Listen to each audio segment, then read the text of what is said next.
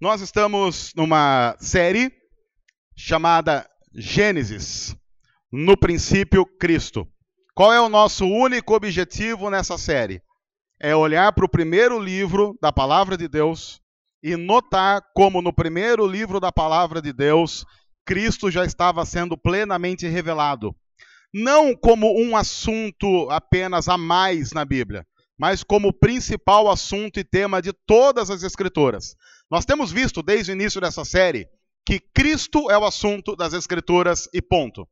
Todas as outras histórias devem ser lidas e analisadas à luz do quanto elas nos conduzem ao conhecimento do Filho de Deus, o Deus Filho, o nosso Senhor Jesus. Então nós começamos no começo desse mês, no primeiro capítulo de Gênesis, no relato que é conhecido como relato da criação. Depois, no segundo domingo, nós estudamos a história de Adão e Eva. E na semana passada nós vimos a história de Caim e Abel. Hoje nós vamos estudar uma história muito conhecida. A história de hoje é uma daquelas histórias que você nem precisa ter entrado numa igreja para conhecer o personagem, para conhecer a história, porque é uma história famosa, as crianças falam sobre isso, já tivemos filmes sobre isso, que é a história de Noé.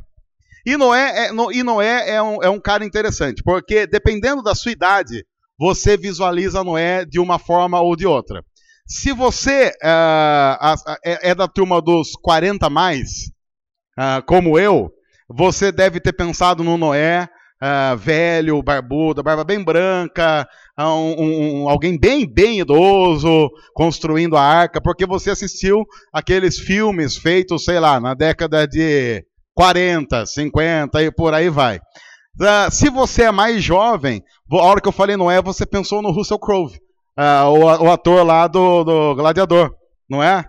Que ele fez o Noé. Esse Noé foi um Noé mais assim, mais moderninho, eu diria, um Noé não tão bíblico. Então, dependendo da sua idade, você pensou Noé de um jeito ou de outro. Então, já dá até para ver pela cara do pessoal mais novo assim, ele é o Russell Crowe, pra você ter uma ideia, a Bíblia diz que Noé, nessa época aqui, tinha uns 600 anos, então ele não era o Russell Crowe. Ele era um pouquinho só mais velho. Eu não vou entrar nessa questão de se eram 600 anos igual hoje ou não, mas aí a questão ele já estava para lá, já estava dobrando o cabo da Boa Esperança. A história de Noé é fantástica, porque ela tem detalhes que fazem muita diferença no mundo que nós vivemos. Nós não vamos ver a história toda, porque a história de Noé está relatada entre os capítulos 6 e 9 de Gênesis. Depois a continuação da família para os capítulos seguintes. Nós não vamos ler todos os versículos desses capítulos, porque nós não teríamos condição. O que nós vamos fazer nessa noite é pensar alguns textos e analisar esses textos, construindo a história de Noé para chegar aonde nós queremos no final. Nós vamos começar com o texto de Gênesis 6, do versículo 5 ao versículo 9. Gênesis 6, do versículo 5 ao versículo 9, esse texto que está aí projetado, está escrito assim: O Senhor viu que a perversidade do homem tinha aumentado na terra, e que toda a inclinação dos pensamentos do seu coração era sempre e somente para o mal. O texto começa com uma informação que lá não é tão nova assim. Deus olha para o ser humano que ele havia criado e ele faz uma constatação que, se nós formos minimamente sinceros, e nós temos falado muito sobre isso, é uma constatação que nós podemos fazer. A inclinação do ser humano é sempre para o mal. A tendência do ser humano é sempre fazer o que não presta.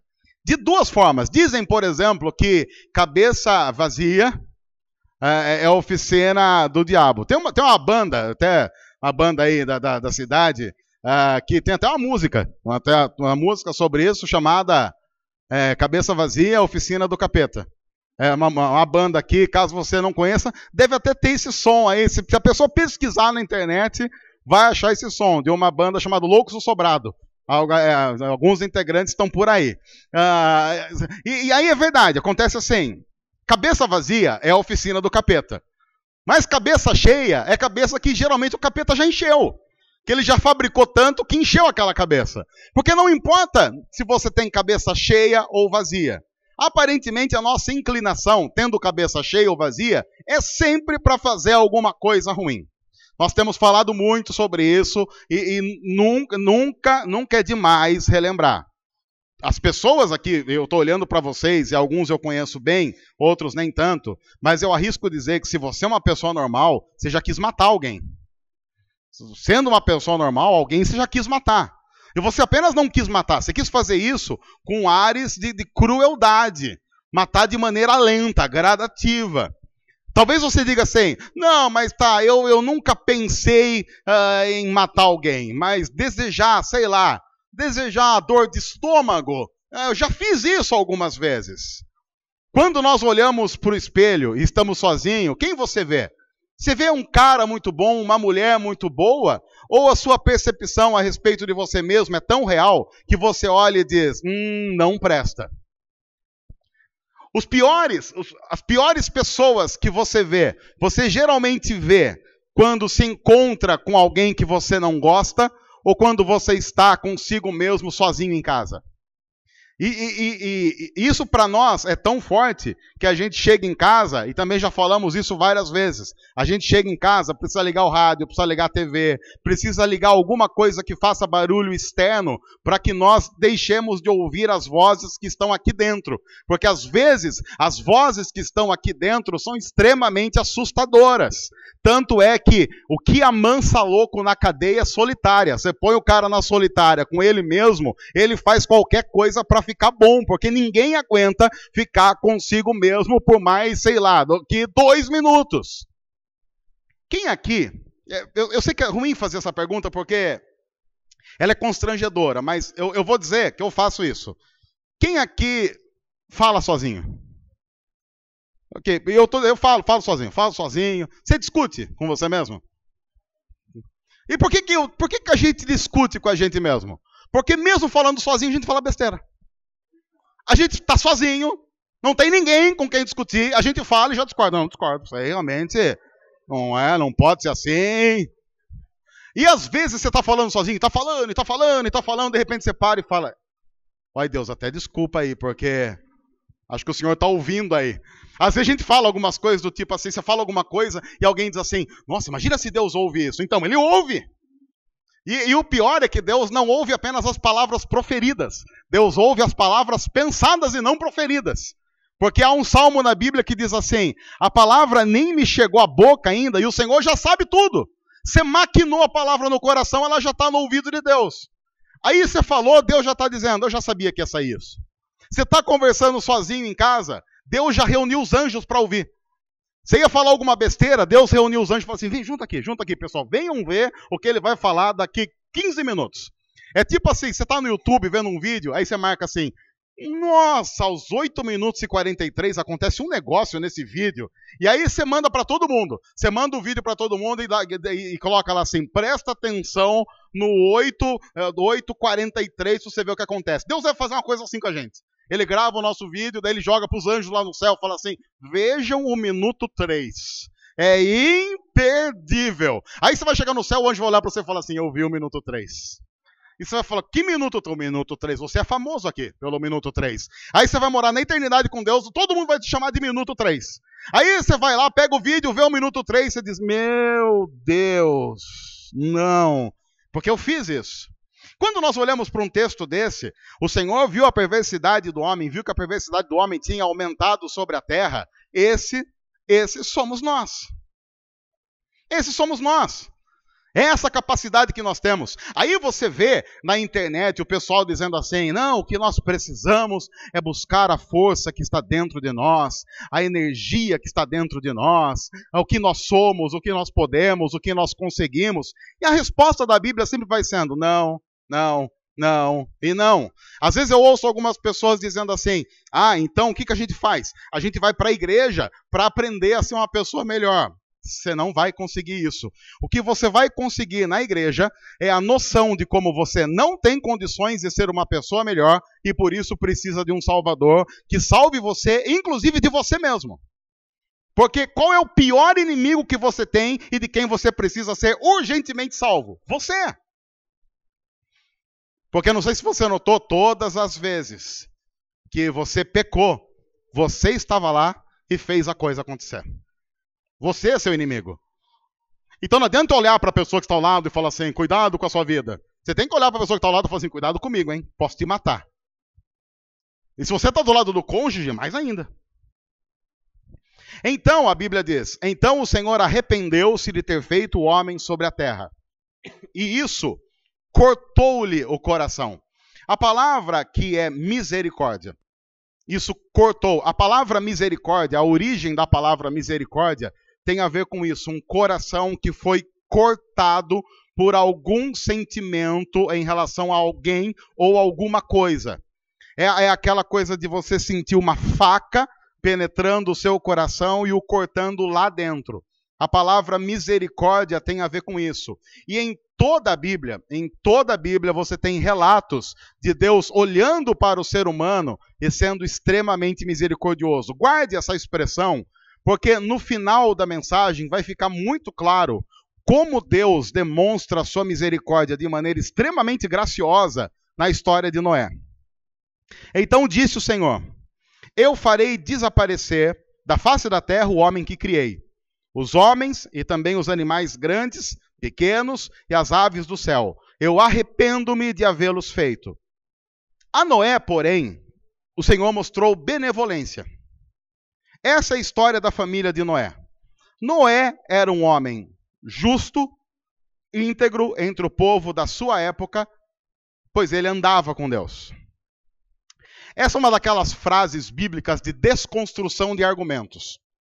Por quê? Porque um dos principais argumentos para nossa sem-vergonhice é todo mundo faz assim e é impossível fazer diferente para viver nesse mundo. A história de Noé é uma história de um homem que vive numa geração para a qual Deus olhou e disse assim, eu me arrependo de ter feito esse pessoal.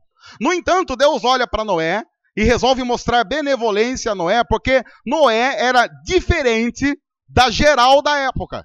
Noé era um homem íntegro, reto, justo e bom.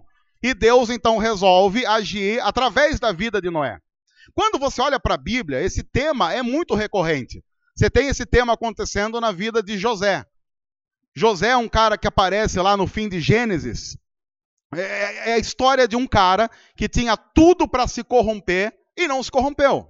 Você tem uma outra história na Bíblia que mostra isso também de maneira muito clara, que é a história de um jovem chamado Daniel. Se você nunca leu a história de Daniel na Bíblia, tem um livro chamado Daniel que conta a história desse cara e você deveria ler, porque a história é fantástica. Mostra que é possível você viver como jovem no meio de uma sociedade totalmente, inteiramente corrompida, sem vender em nenhum momento os seus princípios. A vida de Daniel é a vida de um cara que, por exemplo, orava, e aí o pessoal queria derrubar Daniel. O pessoal ali ficou com uma inveja, tinha os invejosos de plantão, porque Daniel era um cara muito bom, e ele vive numa época em que se você é muito bom, as pessoas não vão querer ser boas como você. Elas vão querer derrubar você, porque a sua bondade vai deixar cada vez mais clara a maldade deles. E aí então eles fazem o rei daquela época promulgar uma lei dizendo que ninguém durante um período X podia orar a Deus. Veja, eu tenho para mim que se essa lei fosse lançada hoje, até facilitava um pouco, porque imagina que tranquilo você viver num país em que alguém fale assim, olha, no próximo mês está proibido orar. Muito crente ia falar assim, bom, se eu precisava de um argumento, agora eu já tenho. E para outros crentes não ia mudar nada. Um mês, mas eu também já não oro faz 3. Quer dizer, ele só ia continuar vivendo. No entanto, Daniel era um cara que orava a Deus todos os dias. Quando veio a lei dizendo não pode orar, o que ele fez? Qual foi a primeira coisa que a Bíblia diz que Daniel fez quando veio a lei, quando ele ficou sabendo que foi promulgada a lei que não podia orar? Ele foi orar a respeito. Vamos orar. Você não pode orar. Tem uma lei que não pode orar.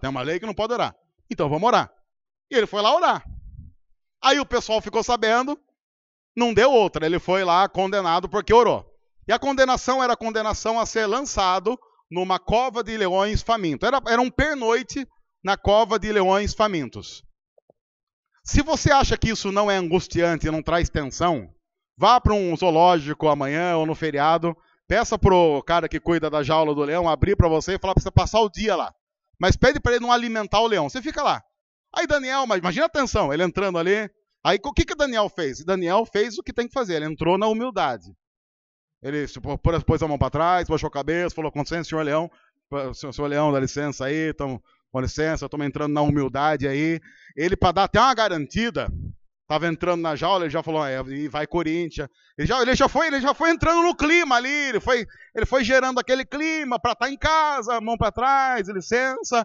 Aí o leão olhou para ele olhou para o leão não falou nada, eu falei, vou sentar aqui no meu canto, não posso sentar aqui, a beliche de cima é minha. Aí, beleza, ficou ali, e o leão fica olhando para ele, de repente bate aquele sono. Eu fico até imaginando que no meio da noite bateu aquele gelo, aquele vento. O que Daniel fez?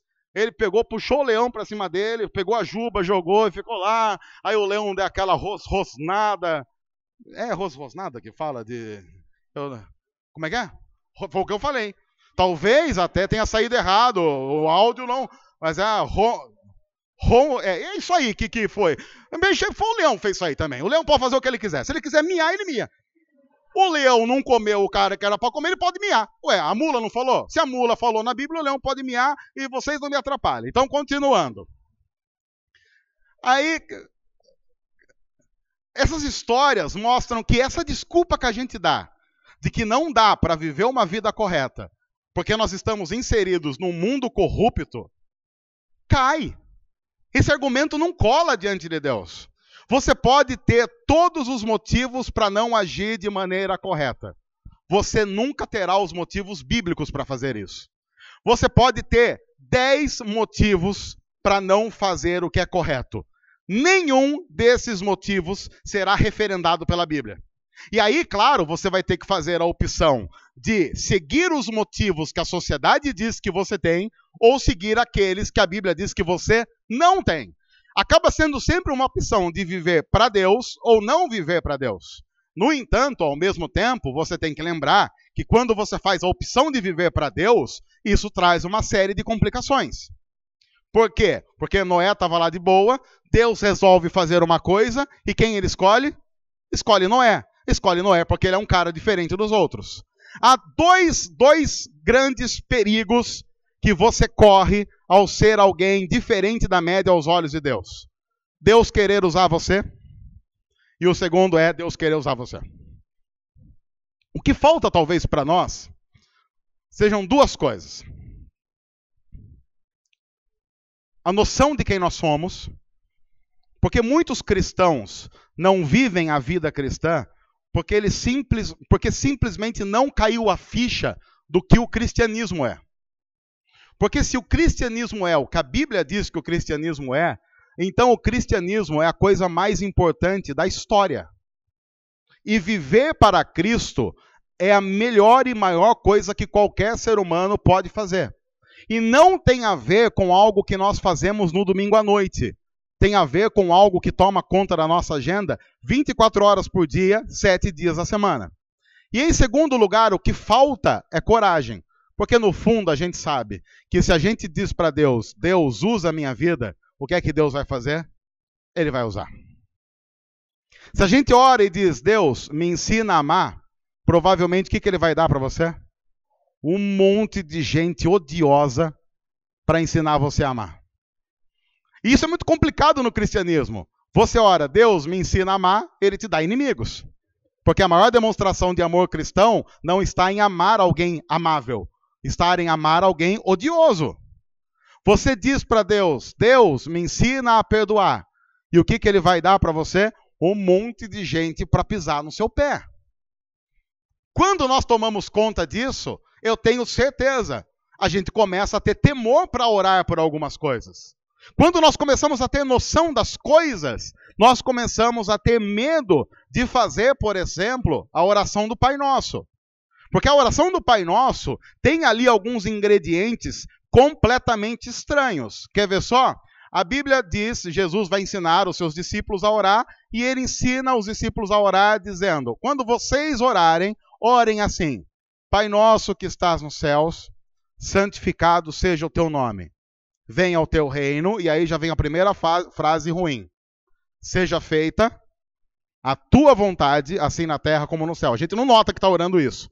A maioria dos cristãos não faz ideia do que está orando. Seja feita a tua vontade assim na terra como nos céus. O que significa dizer que se eu estou orando isso, eu estou dizendo para Deus, Deus, pouco importa a minha vontade. Seja feita a tua vontade na terra como nos céus. O pão nosso, o pão que o Senhor vai dar, pão nosso de cada dia, nos dá quando? Hoje. Não precisa dar adiantado. Dá o pão de hoje que a gente precisa comer hoje. O pão de amanhã, a gente faz essa oração amanhã, o Senhor providencia o pão de amanhã. Ensina-nos a viver numa total dependência do Senhor. É interessante que Jesus trabalha isso com os discípulos, porque quando Jesus chama os caras para segui-lo, o que Jesus diz para eles levarem? Roupa do corpo e uma mudinha de escova de dente, uma pasta, um house, e vamos embora. Eu diria para Jesus, mas o que a gente vai comer? Deus proverá. Onde a gente vai dormir? Não sei. Tem um outro cara que foi seguir Jesus e ele disse assim, você está querendo me seguir mesmo? Fica atento, porque muitas vezes o Filho do Homem não tem onde reclinar a cabeça. Se você tiver a fim de dormir, às vezes no relento, usando uma pedra como travesseiro, vamos embora. O pão nosso de cada dia nos dá hoje. E aí, como é que vem o resto? Perdoe as nossas ofensas. E agora nós usamos uma condicional. Assim como, ou... Eu não sei quanto a você, mas eu vou confessar isso, o pessoal vai usar isso contra mim, eu sei. Mas várias vezes, quando eu estava em alguns lugares, eu fiz a oração, e o pessoal começou a fazer a oração do Pai Nosso, nessa parte eu fingi tosse. Por quê? Porque orar assim, perdoa as nossas dívidas, assim como nós perdoamos os nossos devedores, é ruim demais. Aí, qual é a dica? Você está lá, pão nosso de cada dia nos usai hoje, e não nos deixes cair em tentação, você dá uma enrolada. Mas em nenhum texto da Bíblia, você vai ter uma justificativa do tipo, a minha situação era uma situação que não constava no contrato original, para o meu caso tinha nota de rodapé. Não tem nota de rodapé. E aí então o texto agora, pulando para Gênesis 6, versículo 17 a 22, diz assim. Porque Deus falou assim, Noé, então eu vou fazer o seguinte, eu vou trazer o dilúvio aí, vai chover, e você vai construir uma arca. Você vai construir uma arca, você vai pegar umas madeiras, vai pegar uns revestimentos, vai fazer a arca aí. Você vai fazer a arca porque vai vir dilúvio, vai chover tudo, vai chover mesmo. Se você entrar no clima-tempo, é só chuva. É chuva, vai chover e você vai construir uma arca. Aí então o texto mais para frente diz, eis que eu vou trazer água sobre a terra, o dilúvio, para destruir debaixo do céu toda criatura que tem fôlego de vida. Tudo que há na terra perecerá. Mas com você estabelecerei a minha aliança, e você entrará na arca com seus filhos, sua mulher e as mulheres de seus filhos. Faça entrar na arca um casal de cada um dos seres vivos, macho e fêmea, para conservá-los vivos com você. De cada espécie de ave, de cada espécie de animal grande, de cada espécie de animal pequeno, que se move rente ao chão, virá um casal a você, para que sejam conservados vivos. E armazene todo tipo de alimento, para que você e eles tenham mantimento. E Noé fez tudo exatamente como Deus lhe tinha ordenado. Lembra que eu disse que uma coisa que você tem que ter para fazer a vontade de Deus é coragem. Porque Deus pode, de repente, mandar você fazer uma arca. E vamos combinar? Não é a melhor coisa para se fazer.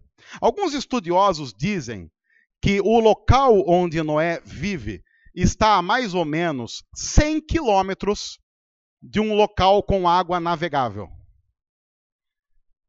Se você vive a 100 quilômetros de um porto, a última coisa que você espera fazer naquele lugar é construir uma arca. Agora já imaginou? Deus chega para ele e fala assim, Noé, então eu tenho uma missão para você. E se Deus chega para você e fala que tem uma missão, você pode pensar assim, já sei, Deus quer que eu pregue para o meu vizinho, porque aquele vizinho desgraçado vai converter e vai parar de ouvir funk. Então aí você pensa, eu vou lá, vou pregar. Até abrir um parênteses aqui, se você ouve funk, então até a gente entende, mas faz o seguinte, tem um negócio chamado volume, que vai do 1 ao 10, então você ouve assim no meio, e com fone de ouvido. Bom, voltando. Aí Noé pensa que Deus vai pedir essas coisas. Quando Deus fala, vai construir uma arca, aí Deus fala a madeira que tem que usar, o revestimento que tem que usar e o tamanho que tem que ter. E fala assim, não, porque vai chover de um tanto que vocês vão precisar entrar na arca para se salvar, porque vai inundar tudo, e vai inundar inclusive os montes. Agora, vamos ser sinceros, gente, momento de sinceridade. Quem aqui, depois de Deus falar isso, ia para a primeira madeireira comprar madeira? Você ia? Eu não ia. Eu ia, sei lá, há muitas coisas que eu podia pensar a respeito, do tipo, não foi Deus que falou. Não, isso aqui é coisa da minha cabeça. Deus não pode ter pedido algo assim. Sei lá, ou ia fazer igual Jonas. Jonas ouviu Deus falando, vai para a direita, ele foi para a esquerda. E se o peixe engolir, é melhor morrer logo na barriga de um peixe que ficar construindo uma arca. Imagina a mão do cara, todo cheio de aquelas coisas de, como é que chama aquilo lá? Farpa, tudo cheio de farpa. Mas imagina! E aí, Noé não tinha uma maquita. Porque naquela época não tinha.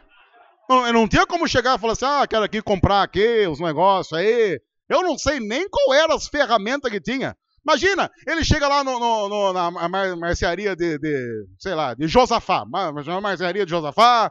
Senhor Josafá, como é que tá aí? Eu vim comprar uns negócios. O que o senhor quer? Um martelo? Não, eu vou precisar de mais coisa. Mas o que você vai construir? Construir uma cabana? Porque, senhor Noé, você tem um terreninho lá, vai fazer aquele edícula. Por quê? Porque Noé, ele já tinha até falado pro pessoal que ele ia fazer uma churrasqueira nos fundos, para reunir os amigos em dia de jogo do Corinthians, porque para assistir. E aí o pessoal falou, vai fazer a churrasqueira? Não, fazer um negócio diferente, uma coisa maior. Vai fazer a casa. Por quê? Porque a esposa de Noé já estava falando que já não dava porque tinha 60 filhos, então já era 60 filhos e 15 quartos. Ele precisava de uma casa com 60 quartos, os filhos casando, aquela coisa toda, a família aumentando. Então você vai fazer uma casa? Não, fazer uma marca. Vai fazer o quê? Não, fazer uma marca. O que é isso? Não, isso aí é um barco. Vai fazer um barco. Não, fazer um barco. Então agora vai pescar. Não, até. Se for, não é bem pescar. Não vai pescar, você vai fazer um barco para quê? Não, tá estranho isso. Então, deixa eu explicar, é simples. Deus apareceu. Então Deus apareceu. Deus apareceu. Deus o Deus mesmo, né?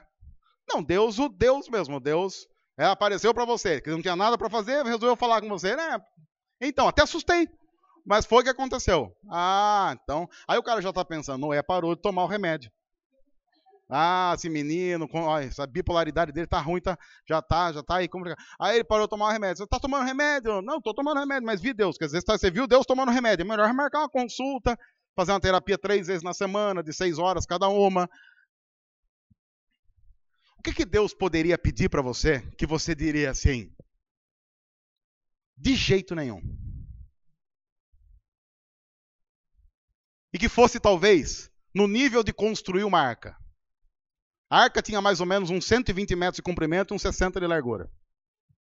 Uns 3 compartimentos, alto que dá uns 40 metros de altura. E depois tinha que colocar todos os bichos dentro. Uma vez um cara... Eu não vou falar.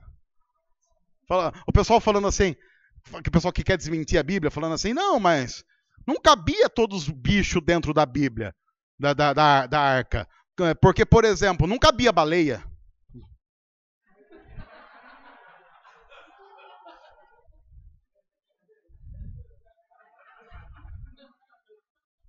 Quer dizer, era uma arca ou era um aquário? Você imagina, você entra na arca, aí não é falar, temos aqui rinoceronte, temos aqui o tatu, temos aqui baleia, aqui é o aquário da arca. Eu tenho para mim que, em tese, se vem dilúvio, a baleia não morre, ela até gosta, ela fala, aumentou aqui a área para nadar. O duro foi quando, por exemplo, baixou a água e a baleia ficou lá em cima do monte. Para voltar, foi rolando, foi da maior dificuldade. O que Deus pode pedir para você? Ele pode pedir para você, de repente, coisas do tipo, perdoe. E olha, dependendo do caso, sério, perdoar é mais difícil que construir uma arca. Dependendo do caso, se Deus falasse assim para mim, você quer perdoar ou construir uma arca? Eu ia perguntar para Deus, qual madeira o Senhor quer? Porque é isso que importa. Tem prazo? Amar ou construir uma arca? Viver para Cristo ou construir uma arca? Às vezes, construir uma arca pode ser uma saída viável para não fazer coisas que Deus tem pedido para a gente. No entanto, a Bíblia diz que Noé fez tudo exatamente como Deus tinha ordenado para ele. Exatamente. Esse cara é louco. Mas a história continua. Noé tem umas coisas interessantes que eu nem vou entrar aqui. Mas Noé, você sabia que ele foi o primeiro cara que fez vinho. A Bíblia diz, lá no capítulo 8, 9 de Gênesis, que Noé plantou uma vinha. Aí ele resolveu lá fazer uns negócios lá com a uva. Aí ele fez o vinho, experimentou. Gostou? Gostou? Foi gostando. Aí como é que termina essa história? Termina com ele dentro da tenda dele, pelado, largado no chão. Aí um dos filhos entra, vê o pai nu, vai falar para os outros dois respeitam a nudez do pai, eles entram de costas com uma coberta, cobrem o pai. Quando Noé fica sabendo que o filho dele, chamado Cã, viu a nudez, ele amaldiçoou esse filho. E esse filho amaldiçoado, chamado Cã, foi que gerou todos os habitantes de uma terra chamada Canaã. Quando o povo de Israel invade Canaã, ela está invadindo um local que era a terra dos descendentes de Cã, que foram amaldiçoados por Noé, por terem visto a nudez dele, porque estava peleco e bêbado. Ou seja, Noé tem lá os seus problemas para resolver.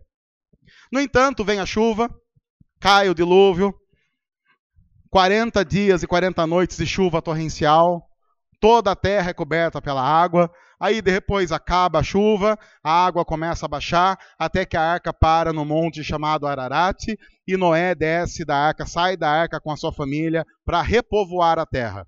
Então em Gênesis 9, a partir do versículo 12, diz assim: E Deus prosseguiu. Depois que Noé desce, ele começa um culto, ele faz um sacrifício, e Deus então vai fazer um pacto, uma aliança com Noé. E Deus prosseguiu: Este é o sinal da aliança que eu estou fazendo entre mim e vocês, e com todos os seres vivos que estão com vocês, para todas as gerações futuras. O meu arco que coloquei nas nuvens será o sinal da minha aliança com a terra. Quando eu trouxer nuvens sobre a terra e nelas aparecer o arco-íris, então me lembrarei da minha aliança com vocês e com os seres vivos de todas as espécies. Nunca mais as águas se tornarão um dilúvio para destruir toda forma de vida. Toda vez que o arco-íris estiver nas nuvens, olharei para ele e me lembrarei da aliança eterna entre Deus e todos os seres vivos de todas as espécies que vivem na terra. Concluindo, disse Deus a Noé: Esse é o sinal da aliança que estabeleci entre mim e toda a forma de vida que há sobre a terra, o arco-íris. Uma vez, há pouco tempo, conversando com o pastor Edu Faria, que está plantando uma igreja no Rio de Janeiro, ele estava dizendo de um curso que ele fez com um teólogo americano chamado Doug Logan Jr., e ele falando sobre esse texto. E ele falou algo sobre esse texto que mudou a minha visão ao olhar para o texto.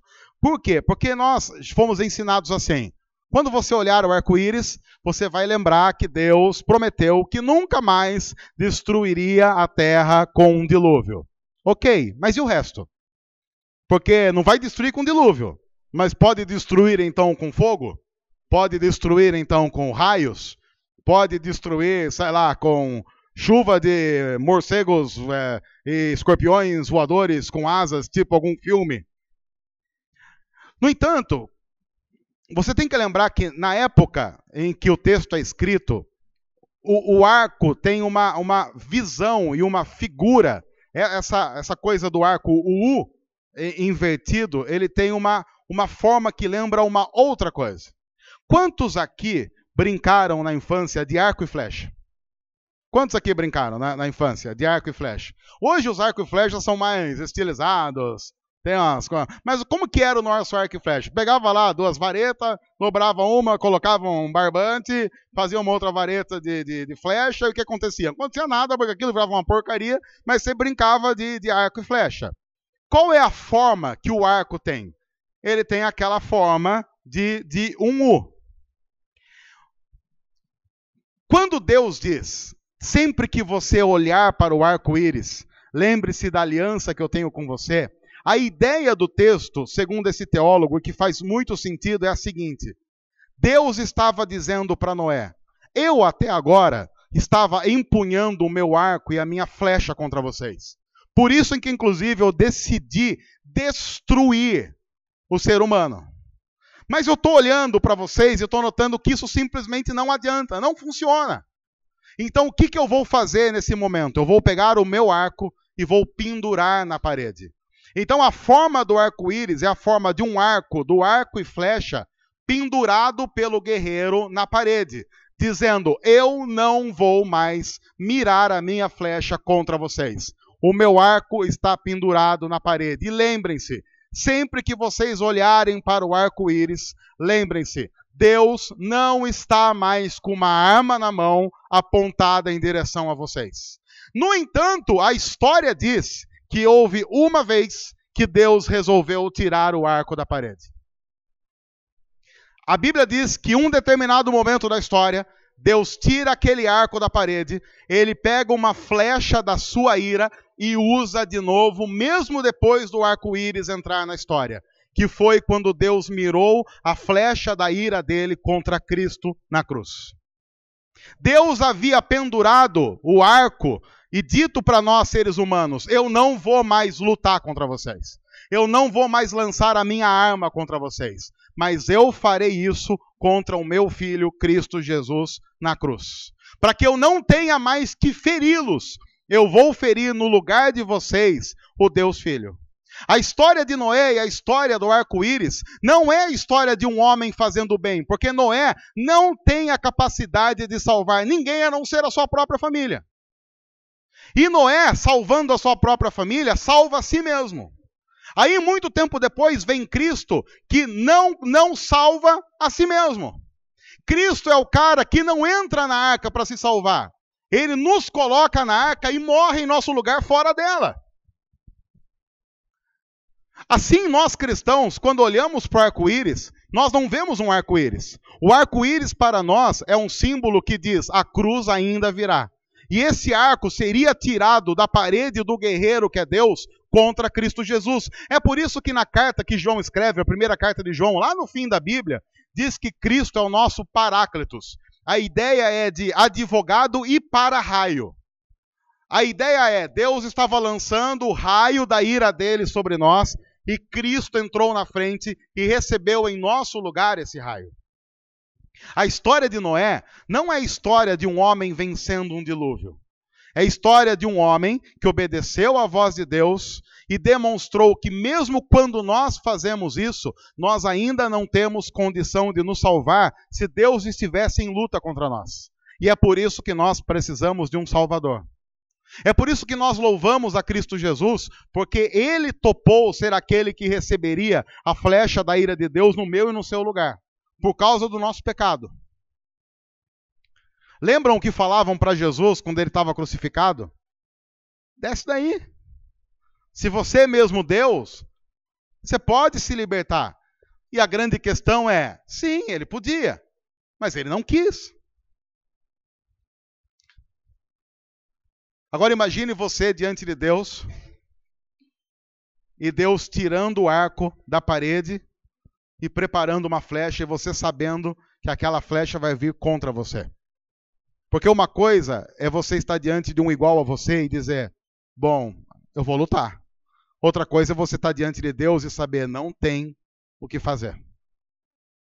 É por isso que Jesus, num dos momentos cruciais da sua vida, mesmo sabendo o que estava por vir e que ele tinha vivido para aquilo, ele começa a transpirar gotas de sangue e diz, Pai, se possível, passa de mim esse cálice. Porque ele está olhando para Deus e ele vê que Deus agora está empunhando um arco e a flecha vai ser lançada contra ele. Esse mesmo Jesus que pouco tempo depois estava dizendo na cruz, Deus meu, por que me desamparaste? E a flecha da ira de Deus contra todo o nosso pecado é cravada nele. Eu não sei quanto a você, mas eu aguardo ansiosamente a próxima chuva e o próximo arco-íris. Porque da próxima vez que eu olhar para um arco-íris, eu não quero ver o arco-íris, eu quero ver a cruz. E quero lembrar que o arco de Deus está definitivamente pendurado na parede. E ele nunca mais irá empunhá-lo de novo.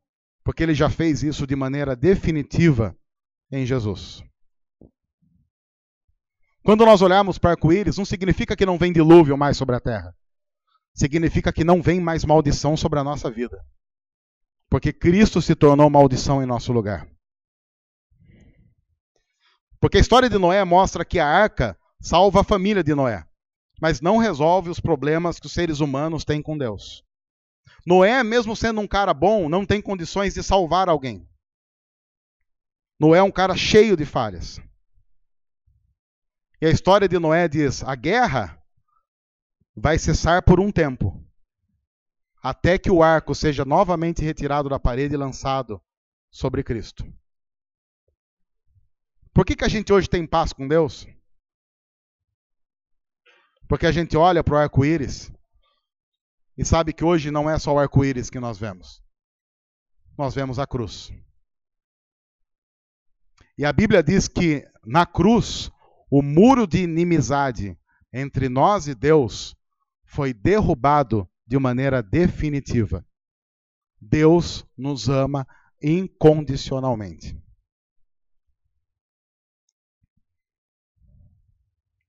A história de Noé é uma prefiguração da necessidade que nós temos de alguém que cesse a guerra. E só Cristo tem condições de fazer isso e fez. Nunca mais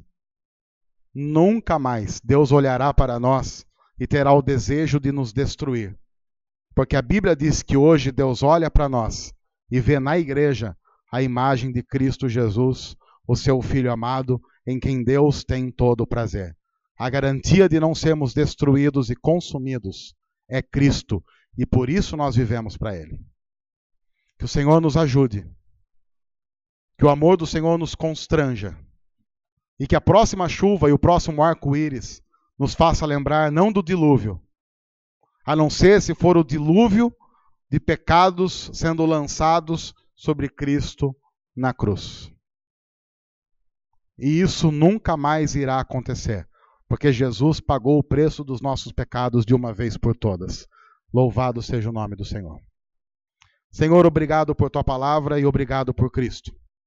Nós louvamos ao Senhor, nós adoramos ao Senhor e pedimos que o Senhor nos faça viver para a glória do Cordeiro de Deus, Jesus Cristo, que tira o pecado do mundo. Nós agradecemos, louvamos e pedimos isso juntos. Em nome de Jesus. Amém. Olá pessoal, tudo bem? Você pode abençoar muito o nosso ministério fazendo o seguinte: se inscrevendo em nosso canal, deixando o seu joinha aqui embaixo, comentando e compartilhando essa mensagem com outros. Vai abençoar muito o que nós temos feito aqui e vai fazer com que outras pessoas possam ser transformadas pelo amor de Jesus através da mensagem do Evangelho. Deus abençoe, obrigado, que Deus cuide de cada um de nós.